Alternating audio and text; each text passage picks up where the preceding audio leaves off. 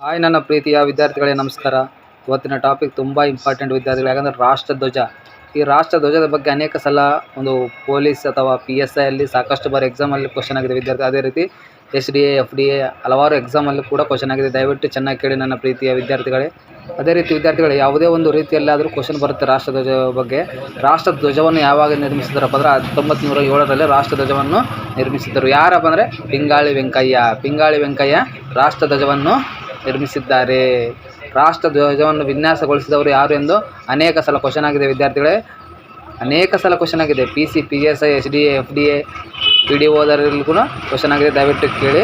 ರಾಷ್ಟ್ರಧ್ವಜವನ್ನು ನಿರ್ಮಿಸಿದ ವ್ಯಕ್ತಿ ಯಾರಪ್ಪ ಅಂದರೆ ಪಿಂಗಾಳಿ ವೆಂಕಯ್ಯ. 1907ರಲ್ಲಿ ರಾಷ್ಟ್ರಧ್ವಜವನ್ನು ವಿನ್ಯಾಸಗೊಳಿಸಿದ್ದಾರೆ, ತಯಾರು ಮಾಡಿದ್ದಾನೆ. ಅದೇ ರೀತಿ ರಾಷ್ಟ್ರಧ್ವಜದಲ್ಲಿರುವ ಚಕ್ರವನ್ನು 1921ರಲ್ಲಿ 3 ಬಣ್ಣಗಳ ಒಂದು ಚಕ್ರವನ್ನು ಯಾವಾಗ ಕಂಡುಹಿಡಿದ್ರಪ್ಪ ಅಂದರೆ 1921. ಇದು ಕೂಡ PSI ಕ್ವಶನ್ ಆಗಿದೆ. ಒಂದು ಧ್ವಜದ ಚಕ್ರವನ್ನು ಯಾವಾಗ ನಿರ್ಮಿಸಿದ್ರಪ್ಪ ಅಂದರೆ 1921. ಅದೇ ರೀತಿ ರಾಷ್ಟ್ರಧ್ವಜ ಅಂಗೀಕಾರ ಯಾವಾಗ ಆಯಿತು ಅನ್ನೋದು ಕೂಡ ತುಂಬ ಸಲ ಎಕ್ಸಾಮಲ್ಲಿ ಕ್ವಶನ್ ಆಗಿದೆ.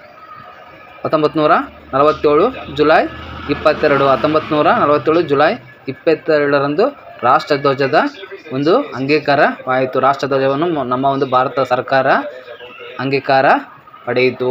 ರಾಷ್ಟ್ರಧ್ವಜದಲ್ಲಿ ಎಷ್ಟು ಬಣ್ಣಗಳಿವಪ್ಪ ಅಂದರೆ 3 ಬಣ್ಣಗಳಿವೆ. ಆ 3 ಬಣ್ಣಗಳು ಏನನ್ನು ಸೂಚಿಸುತ್ತವೆ ಎಂಬುದು ಕೂಡ ಕ್ವಶನ್ ಆಗಿದೆ.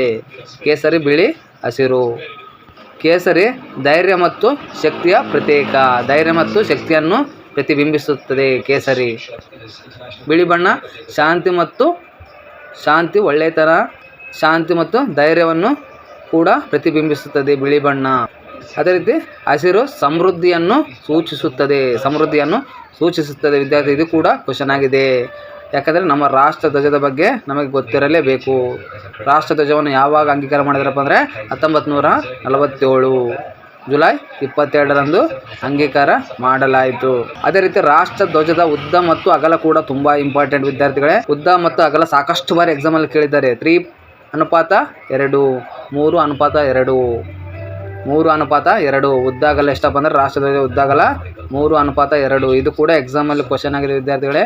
ಯಾವುದೇ ಒಂದು ಪಾಯಿಂಟ್ಸ್ ಆದರೂ ಬಂದರೂ ನಮಗೊಂದು ಮಾರ್ಕ್ಸ್ ಬರುತ್ತೆ. ಚೆನ್ನಾಗಿ ಕೇಳಿ ನನ್ನ ಪ್ರೀತಿಯ ವಿದ್ಯಾರ್ಥಿಗಳೇ. ಅದೇ ರೀತಿ ರಾಷ್ಟ್ರಗೀತೆ ಕೂಡ ತುಂಬ ಇಂಪಾರ್ಟೆಂಟ್ ಇದೆ. ರಾಷ್ಟ್ರಗೀತೆಯನ್ನು ಬರೆದವರು ಯಾರಪ್ಪ ಅಂದರೆ ರವೀಂದ್ರನಾಥ್ ಟ್ಯಾಗೋರ್. ನಮ್ಮ ರಾಷ್ಟ್ರಗೀತೆ ಯಾವುದಪ್ಪ ಅಂದರೆ ಜನಗಣ ಮನ. ಇದನ್ನು ಬರೆದವರು ಯಾರಪ್ಪ ಅಂದರೆ ರವೀಂದ್ರನಾಥ್ ಟ್ಯಾಗೋರ್, ಸತ್ಯೇಂದ್ರನಾಥ್ ಅವರ ಅಣ್ಣ.